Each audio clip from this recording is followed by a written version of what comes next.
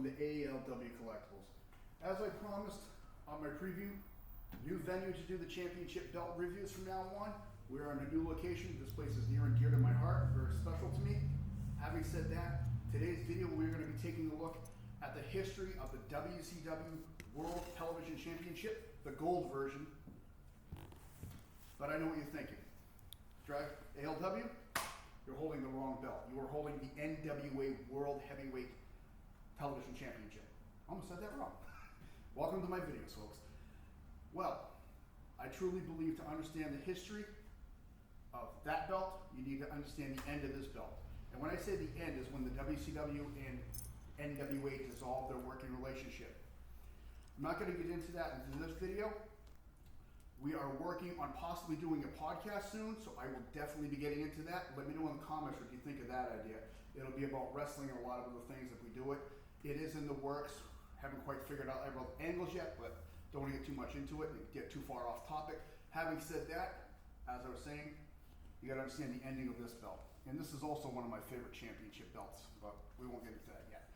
So, in April 27th of 1992, Barry Windham defeated Stunning Steve Austin in a 2 out of 3 falls match and was awarded this belt. However, shortly thereafter, the NWA withdrew their working relationship with the WCW due to a lot of political issues with the companies. The NWA then took this belt away from them. That left WCW with a problem. They had no physical representation of the WCW television title. They had a United States belt, they had tag teams, they had a world heavyweight, they even had a light heavyweight belt. No television belt. So, again, one of my favorite belts. Beautiful.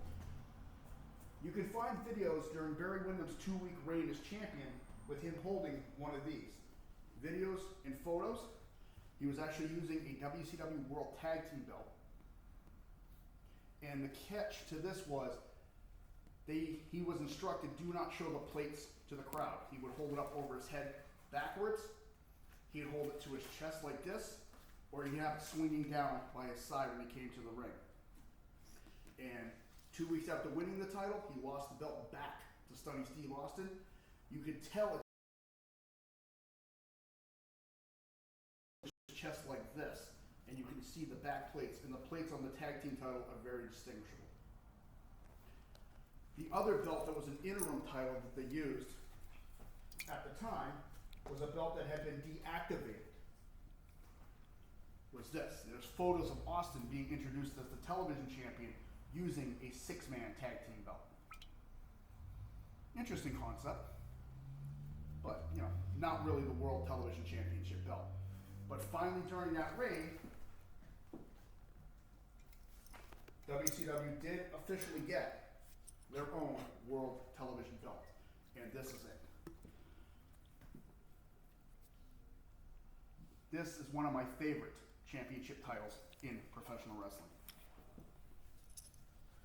It is the WCW World Television Champion. That's how it's supposed to be read. Red banners, black banners. And as you can see, the plate, it really looks nice. You got the design lines that go sideways. You got the contour lines on the planet. Side plates, TBS with the 2 wrestlers. And that design pattern continues. Same thing with the camera. Almost like the Intercontinental side plates. Other side of the strap is the same thing. And that property plate is amazing. This is a 1-to-1 knockoff replica of the belt. This is exact scale to the real belt. And I did distinguish earlier that I'm doing the gold version. There were 2 versions of this belt. You had a silver and a gold. So we're following the history of the first one, the gold belt. As I said, Stunning Steve Austin was the first man to win this championship title. You see, it's heavy. This is a 4mm belt, which is what the original one was, with a 2mm strap.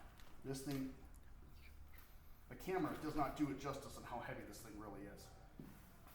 So Stunning Steve Austin loses the belt to Ricky the Dragon Steamboat. Ricky Steamboat in turn loses the belt on a television taping to Scott Steiner. In that year, Scott Steiner's contract ended with WCW.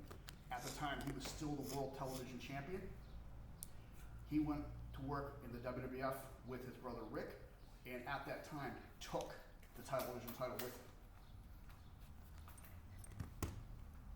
So that's when it was replaced with the gold version that Mr. Wonderful Paul Orndorff has. He won. And that belt stayed all the way until the enforcer Arn Anderson lost the title to the Renegade. The night he lost it, he debuted a brand new title belt. So that was the end of this one. One of my favorite television title belt designs. Little side note with that though. There was one of the shows they were talking about collectibles, and they went to Stone Cold Steve Austin's home, and he had a box of belts in the attic. And this belt, the gold one, was actually in the box.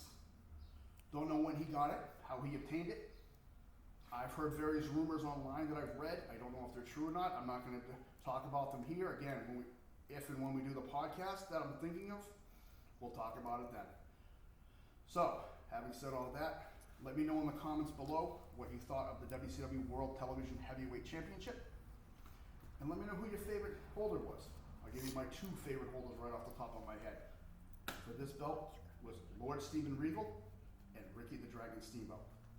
Having said that, this has been ALW. If you like what you see, hit the like button, subscribe if you wish. Comments are always welcome. I want to say thank you to all my channel members. And not every video is going to have multiple belts, but given the history of this belt, I wanted to make it as depth and detailed as I could. Thank you for coming in. You have a good day.